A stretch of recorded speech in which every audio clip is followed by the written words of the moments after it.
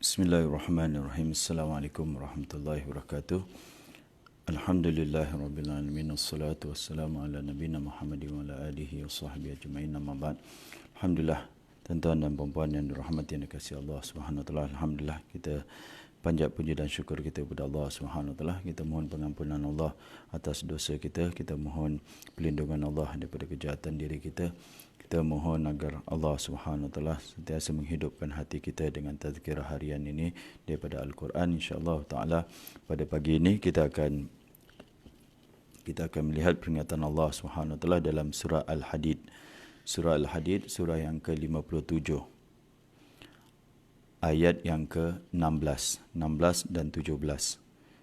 Muka suratnya 539. Allah Subhanahu wa taala berfirman, A'udzu billahi minasyaitonir rajim. Alam ya'ni lil ladzina amanu an takhsha'a qulubuhum li dzikrillahi wa ma nazala minal haqq wa la yakunu kalladzina utul kitaba min qablu fatala 'alaihimul amadu faqasat qulubuhum wa katsirun minhum fasiqun. اعلموا أن الله يحيي الأرض بعد موتها قد بينا لكم الآيات لعلكم تعقلون. صدق الله العظيم. Ayat ini merupakan teguran Allah Subhanahu wa taala kepada para sahabat. Para sahabat yang begitu kita lihat keimanan mereka yang tinggi, golongan sebaik-baik generasi, sebaik-baik masyarakat, sebaik-baik manusia ni ditegur oleh Allah SWT. Dengan lembut saja Allah SWT menegur mereka. Allah SWT menegur mereka kerana kurang turunnya hati mereka ni, kekhusyukan mereka ni terhadap zikrullah ataupun terhadap peringatan Allah ataupun mengingati Allah Subhanahu wa taala dan juga kepada Al-Quran. Allah Subhanahu wa taala menegur mereka, alam ya'ni lil ladzina amanu, belum sampaikah lagi masanya bagi orang-orang yang beriman, an takhsha'a qulubuhum li dzikrillah, untuk khusyuk hati mereka, li dzikrillah, untuk khusyuk hati mereka, zikrillah, untuk mengingati Allah Subhanahu wa taala. Ada yang mentafsirkan li zikrillah di sini adalah Al-Quran. Jadi kalau yang dimaksudkan dengan Al-Quran itu belum sampaikah masanya bagi orang-orang beriman untuk khusyuk hati mereka kepada Al-Quran. Wa ma nazala minal haq, dan apa yang diturunkan daripada kebenaran. Itu juga Al-Quran. Al-Quran. Jadi kata ulama, maksud ayat ini adalah Allah Subhanahu wa taala nak ini kata ulama lah, maksud ayat ni adalah nak beritahu tentang Al-Quran ni.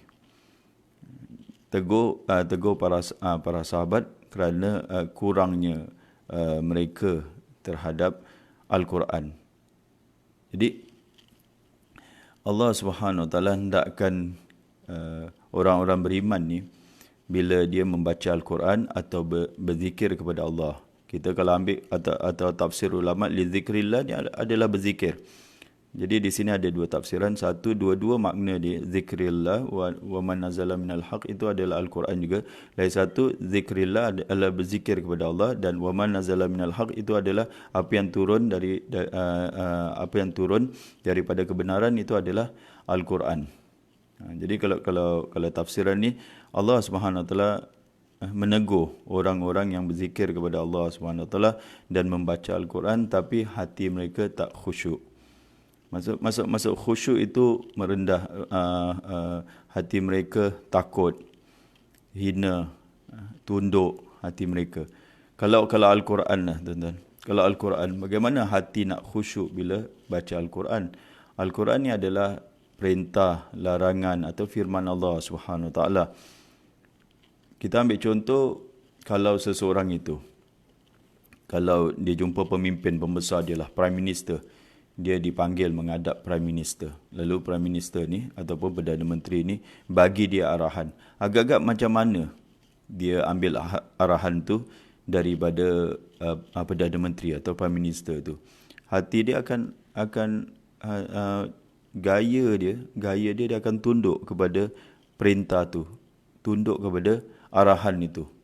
Hati ni akan menerima dan fokus dengar baik-baik perintah dan arahan tu. Itu kata ulama maksud daripada khusyuk bila kita membaca Al-Quran. Jadi bila seorang itu membaca Al-Quran, dia tunduk kepada perintah Allah SWT, kata-kata Allah, dan dia tidak main-main. Biasanya sebahagian kita ni bila ayat Allah kita dengar, kita banyak bermain-main, bercakap-cakap dan tak fokus dan nak tunduk lagi, nak tunduk jauh lagi. Di sini Allah menegur orang yang membaca Al-Quran, orang yang mendengar Al-Quran, mendengar atau membaca Al-Quran, tapi hati mereka lalai. Hati mereka tak tunduk, tak khusyuk dalam mendengar atau membaca Al-Quran. Jadi Allah Subhanahu Wa Taala larang orang beriman. Setelah itu, setelah Allah perintah mereka, Allah tegur mereka. Allah tegur mereka, tapi teguran ni lembut sekali. Bukan Allah terus templakkan mereka. Allah cakap, alam ya'ni. Tidakkah waktunya sekarang ni untuk orang-orang beriman khusyuk hati mereka kepada Al-Quran. Setelah Allah Subhanahu Wa Taala tegur mereka, Allah Subhanahu Wa Taala melarang mereka. Apa larangan Allah Subhanahu Wa Taala? Wala yakunu kalladzina utul kitab. Janganlah mereka menyerupai. Janganlah mereka menjadi atau menyerupai orang-orang ahli kitab, orang-orang yang diberi kitab sebelumnya. Itu orang Yahudi dengan orang Nasrani min qablu. Fatala alaihimul amad faqasat qulubukum. Mereka ni awal-awal, kata ulama tafsirkan, mereka awal-awal mereka khusyuk dengan Al-Quran pada zaman Nabi mereka tu ada. Tapi bila dah berlalu masa yang lama, dah berlalu masa yang lanjut, faqasat qulubukum, lalu hati mereka menjadi keras.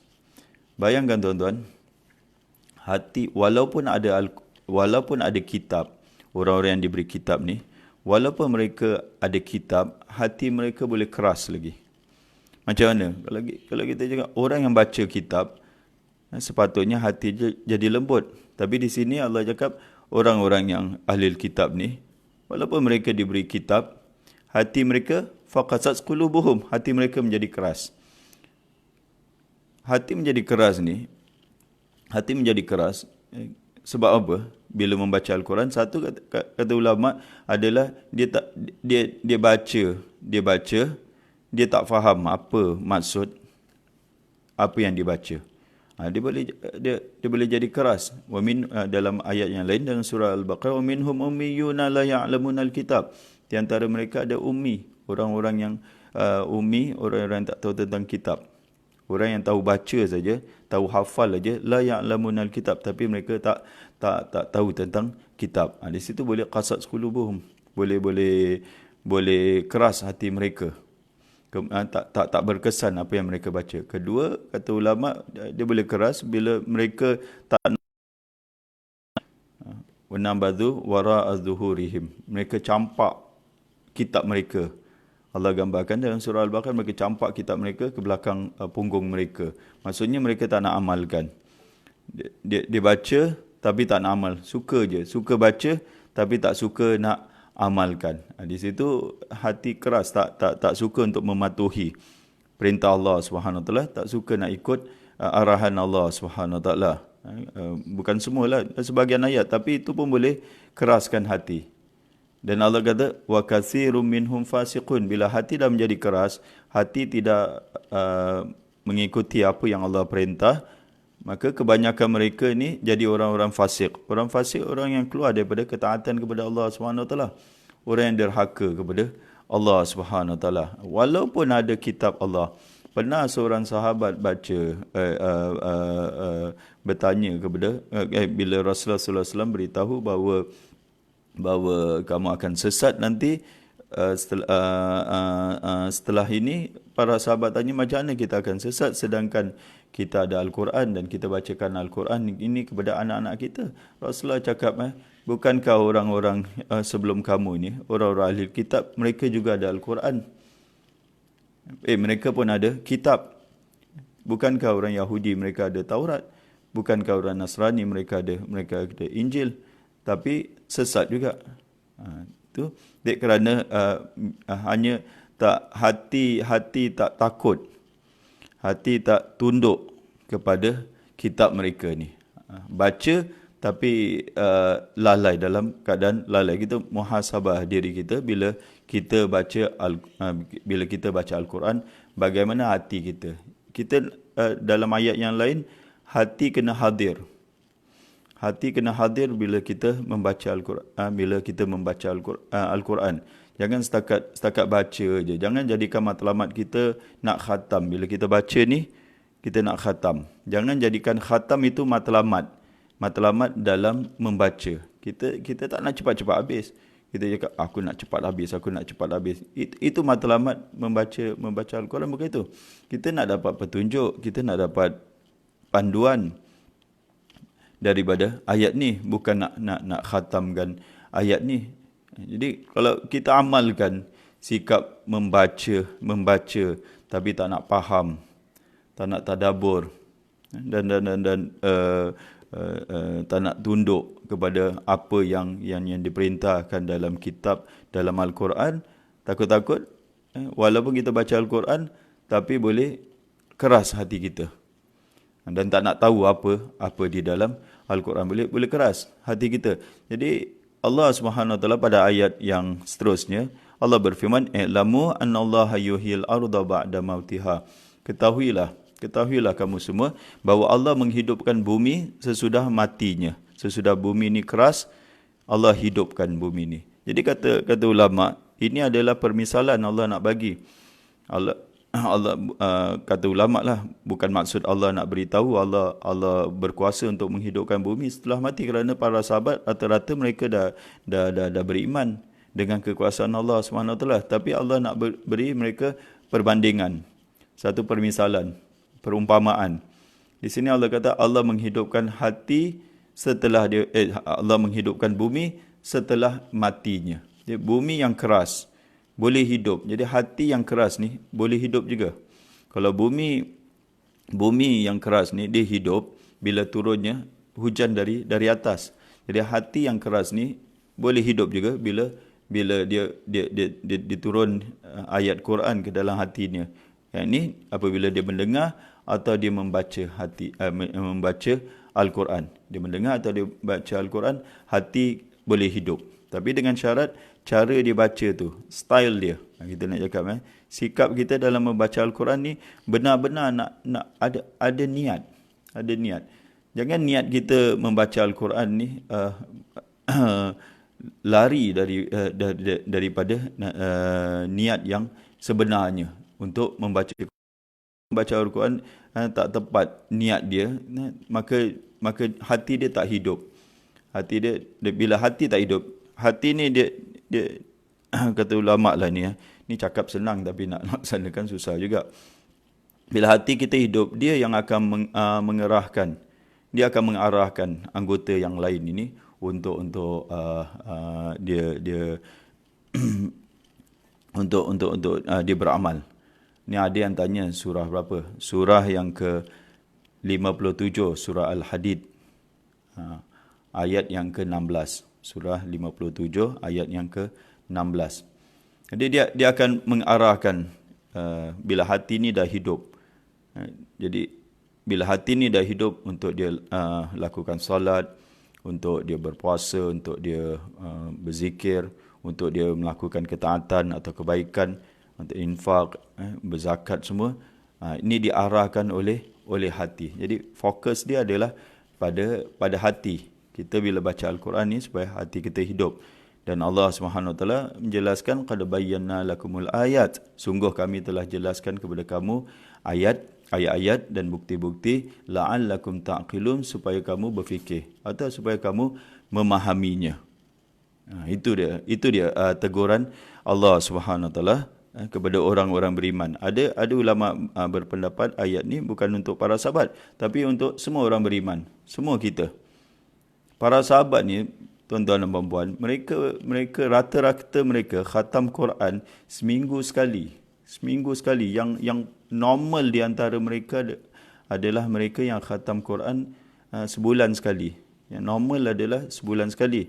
Tapi yang paling lambat lah sebulan sekali. Tapi yang normal adalah seminggu sekali, 2 minggu sekali mereka khatam. Banyak sekali mereka baca Al-Quran dan mereka faham maksud apa yang mereka baca pun Allah SWT tegur mereka. Tegur mereka sehingga mereka menjadilah mereka generasi yang terbaik. Saya nak baca nak bacakan sebuah buku kepada tuan-tuan. Buku ni panduan. Ni tak nampak dia terbalik. Buku panduan kembali kepada Al-Quran. Kita dengar apa penulis ni nak cakap.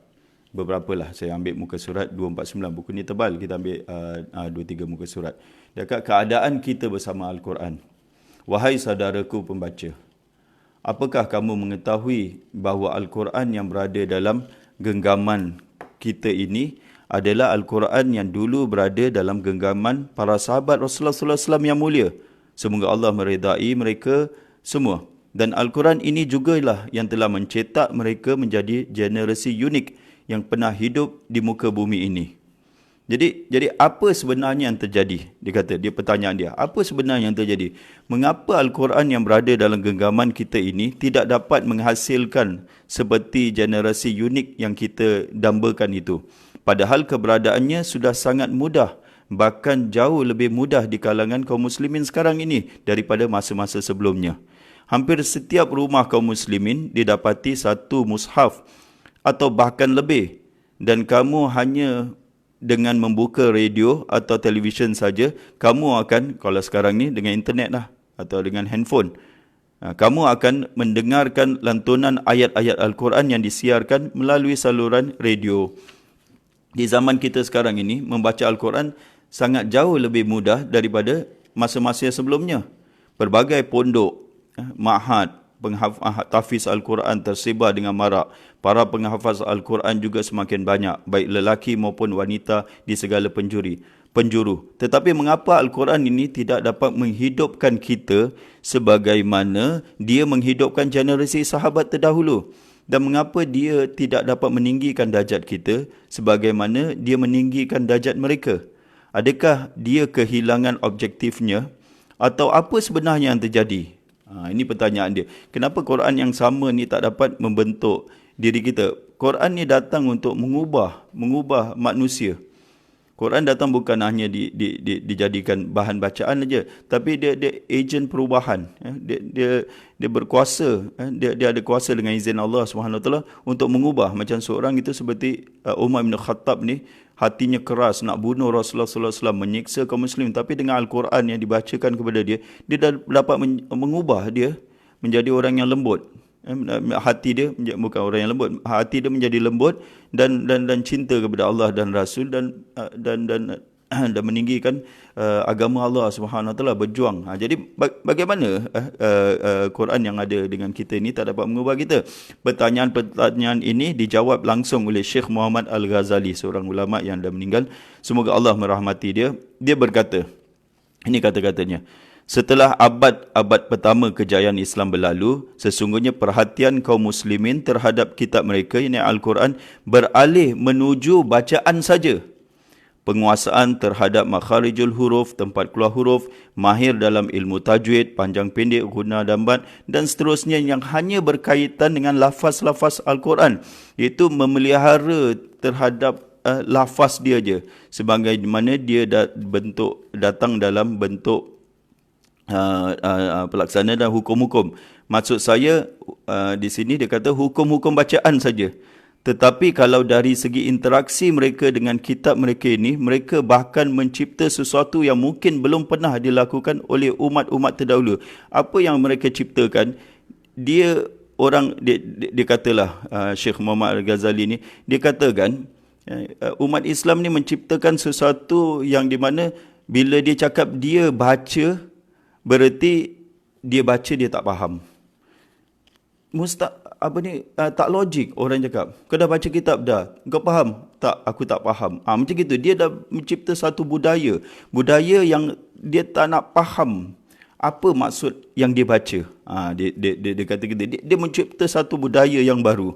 Sedangkan umat Islam, dia kata umat yang dahulu, bila mereka cakap saya membaca, berarti dia memahami apa yang dia baca. Sekarang ni, sedangkan umat Islam sekarang ini, dia kata saya tidak mengetahui dengan cara apa mereka memisahkan antara bacaan dan pemahaman ataupun penghayatan. Sehingga di zaman sekarang ini, seorang Muslim membaca Al-Quran hanya ingin mendapatkan keberkatan saja.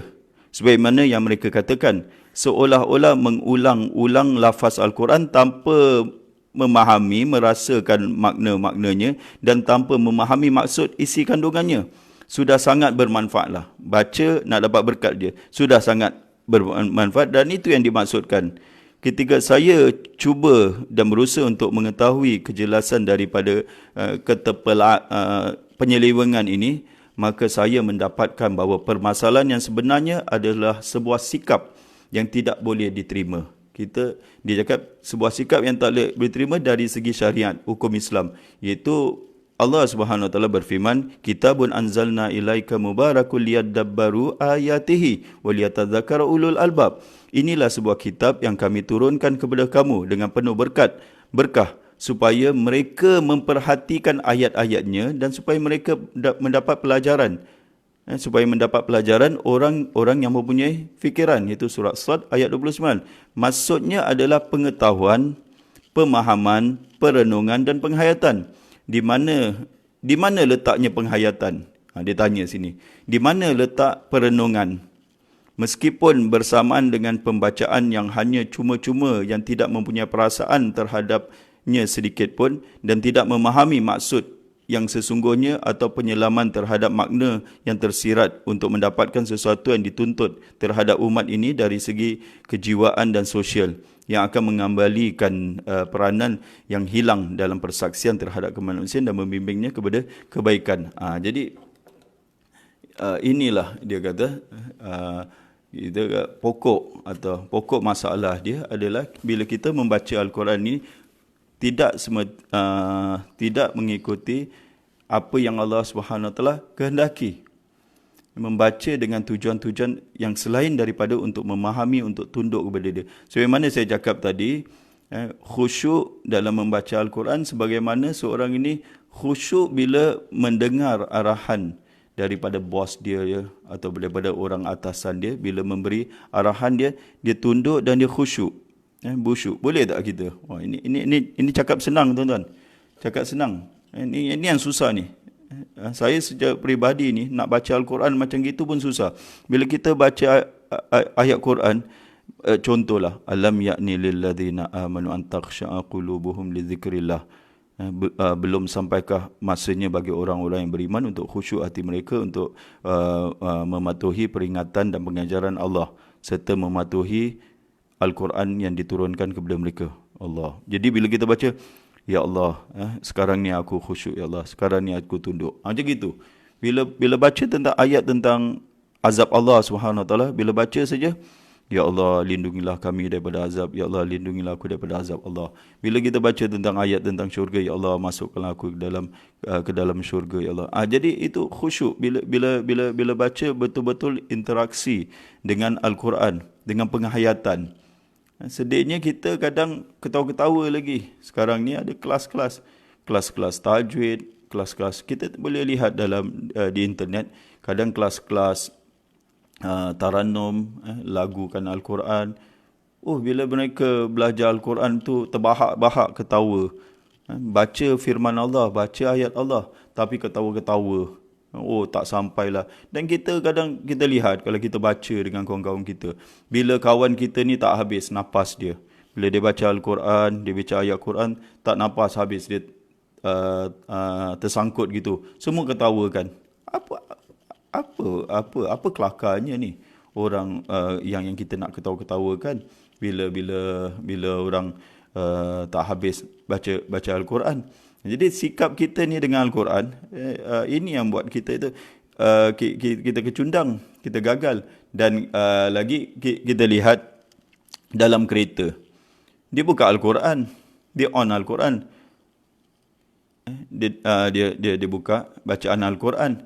Kalau dalam kereta dia dengan kawan dia atau dia dengan suami dia atau isteri dia dalam Quran, berbual, sedangkan Al-Quran dibaca. Boleh tak macam gitu? Boleh tak kalau kita lah, bapa kita yang kita hormati berbual dengan kita suami isteri tak layan dia, kita berbual sibuk dengan itu bapa saja. Kalau berbual dengan kita, kita tak dengar kata-kata dia, apa yang dia cakap, kita berbual suami isteri depan bapa kita. Macam mana? Boleh tak? Tak boleh. Al-Quran bila kita buka Al-Quran, Allah sedang berbual dengan kita. Allah sedang berbual dengan kita. Itu saya tak faham macam mana, Ustaz. Ni masalah sikit ni. Dia tak faham apa makna dia. At least respect lah. Kalau kita tak faham, at least ni yang cakap yang berfirman ni Allah Subhanahu Taala melalui suara qari lah, melalui suara pembaca, tapi message dia daripada Allah Subhanahu Taala. Ini yang sikap-sikap kita terhadap Al-Quran ini yang kita takkan dapat. Hati kita ni, kita cakap hati ni akan keras. Dan ini terjadi kepada orang-orang yang dapat kitab sebelum kita. Yang kita insaf ni, yang mereka hati keras ni, bukan orang-orang mak rempit ke, bukan mereka-mereka yang ahli jenayah ke, yang mereka buat dosa-dosa. Mereka kata Allah ni, mereka dapat kitab. Mereka juga seperti kamu juga dapat kitab. Macam mana hati mereka boleh keras? Kalau kita ikut style mereka, sebab itu Rasulullah SAW dalam hadis yang lain, kamu akan ikut mereka sehingga kan mereka masuk dalam lubang biawak pun kamu akan ikut juga mereka. Kata sahabat, siapa ni? Yahudi dengan Nasrani? Ya, siapa lagi? Rasulullah SAW je. Style mereka, membaca kitab mereka, kita ikut. Itu baca tapi tak faham pun apa yang mereka baca.